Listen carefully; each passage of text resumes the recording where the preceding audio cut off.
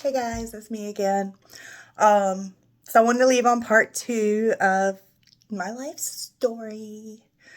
Last time I think we left off where I gave a little description of what had happened, the one thing I remember, and just kind of the first couple of years that the memories were shaky at best. So, update, I'm at my dad's right now. I don't have my place looking like this right yet. Just 'cause I don't have a place right yet. I'm on the waiting list for an apartment complex in this super duper town. That's going to be really healing. And my son will be staying with me again. Not like it matters, but just so y'all know, the courts did not take my kids away. I had bad mental health for a little bit, and I had to do what was best for them at the time because I didn't want to be toxic to them. So they're with their dads. But my son is coming back with me next month.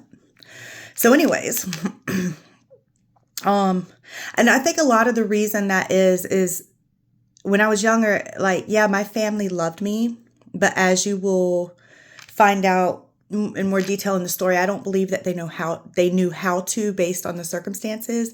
And I don't think that in turn, I properly knew how to love my children. If it were not for God, I don't know what first, my second daughter would be right now because it was really hard for her to be in such a toxic environment when her mom was not being loved properly, and in return her mom didn't know. It was like we started off with a great bond, and then because of choices, I was being hurt and in turn hurting her. Not abusive, but just psychologically just mean, when I treasure her.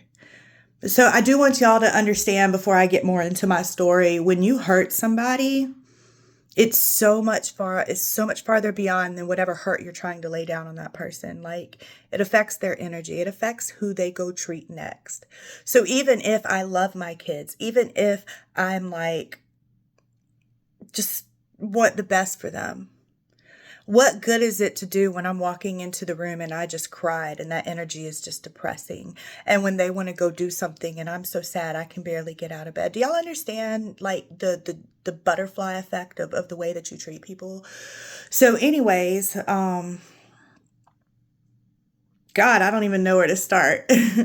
Okay. Well, because of my behaviors due to the abuse, when we're talking about I was 7 now, I was sent to Duke. That was the first place I was sent. My grandparents had money. Um, my mom grew up in money. I grew up very well middle class.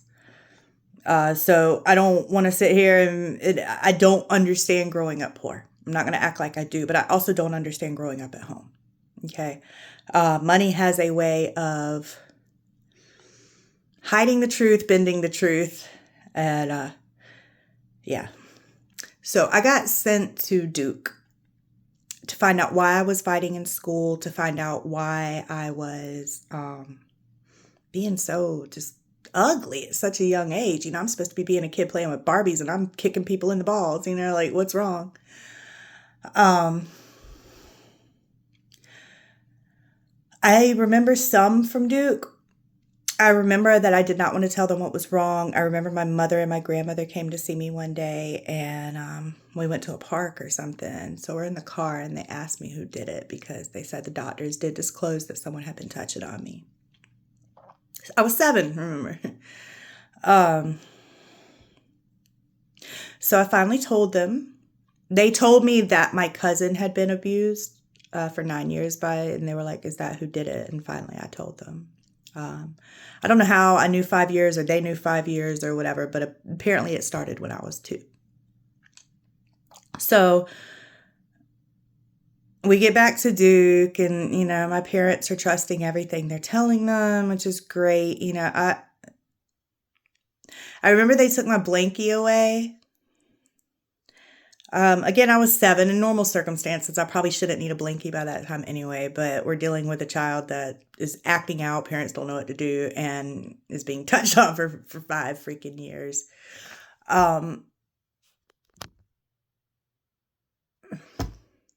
So sorry, someone called. So, it was just, it was a lot to deal with. On top of, I remember being put, now this activated early. I remember being put in a room across the hall from another guy. Keep in mind, I'm 7. I remember crushing on a guy who was 13 because I liked the way he cracked his neck. Like, really twisted stuff, right?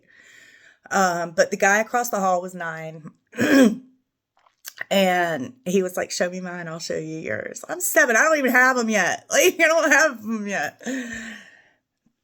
But because I already knew what was going on because of what I'd been through, of course, why don't we play show me mine, show you yours at 7 and 9 years old at a mental hospital, what, you know? So they took my blankie away. I remember sitting in groups and eating in the kitchen.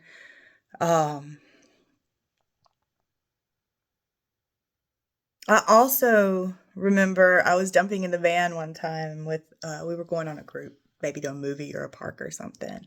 And I had my fingers in the door. And lo and behold, this first broken bones. I don't know how I'm holding it to get in or whatever, but they like slammed the van door and I break these 2 fingers. Oh, it was lovely. So, yeah, there's that. I was at Duke for a couple months. I think I was there 2 or 3 months, maybe a month or 2. I don't know. Anyway, I was there. I remember playing with dolls. Now, I don't know if this, anyway, whatever. We'll get over there later. So I go home. I remember being in 2nd grade. And a teacher named Miss Robinson. Hey, Mrs. Robinson. Or, won't you please, Mrs. Robinson? Jesus loves you more than you will know. Oh, oh, oh. So I always remember that song because she was so mean. Like, no one in my family liked her. Maybe she changed her ways. Well, anyways, I remember getting I remember getting sent home early one time because I was throwing up. And my mom gets to the school. She's so mad at me. She's so mad at me because she thinks, because I'm used to being usually picked up because I'm fighting. Anyways, this time I was sick. So, yeah, that was a little bit different. Suspension all the time. I remember having to look at like the painted cement blocks, you know what I mean? And like either peeling the paint off the cement or trying to like draw and just those white cement blocks. And detention, being in the corner. Anyway, lots of vague memories. This guy had me sent to the principal's office because I went like this and kissed him on the back of his neck in line for school. For lunch. I remember learning how to walk.